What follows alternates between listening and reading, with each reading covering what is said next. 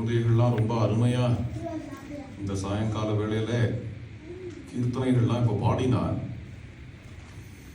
முதல்ல குரு கீர்த்தனை, அதுக்கப்புறம் ஸ்ரீ ராகவ சதகத்தில் உள்ள ராகமாலிகை ஸ்வரத்தோட பாடினான். அது என்னப்பா அது ராகமாலிகை? என்னது? யாருக்காவது ஐடியா இருக்கா? என்ன சொல்ல வருது இந்த பாட்டு? நவரசம். Good guess. வேற என்னப்பா? ஸ்ரீனிவாசர். சரி, ஸ்ரீனிவாசரை பத்தி சொல்ல வருதா? இந்த ராகமாலிகை பொதுவா ராமர் அயோத்தியாவில் கால வேளையிலேருந்து சாயங்காலம் வரைக்கும் என்ன பண்றார் என்கிறத வரிசையா சொல்லிட்டு வருது.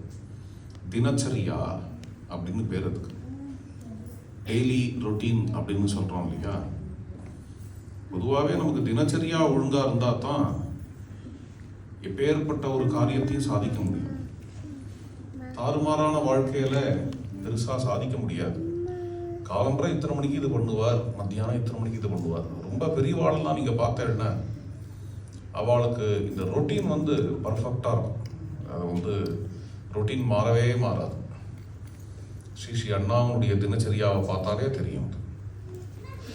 அது மாதிரி ராமச்சந்திர பிரபுனுடைய தினச்சரியா என்ன? கால வேளையில அவர் எழுந்துட்ட உடனே என்ன செய்வார்? ராஜதி பத்மாசனே லோகஹிதாய, பத்மாசனத்துல தியானம் பண்ணுவார். அதுக்கப்புறம் பிராதஸ்நானம், சந்தியாவந்தனம் அதெல்லாம் பண்ணுவார். அதுக்கப்புறம் அக்னி காரியம் பண்ணுவார். அதுக்கப்புறம் தானம் பண்ணுவார். அதுக்கப்புறம் அலங்காரம் பண்ணிப்பார். கண்ணாடி பார்ப்பார். மணிமய முகுரம் அவலோக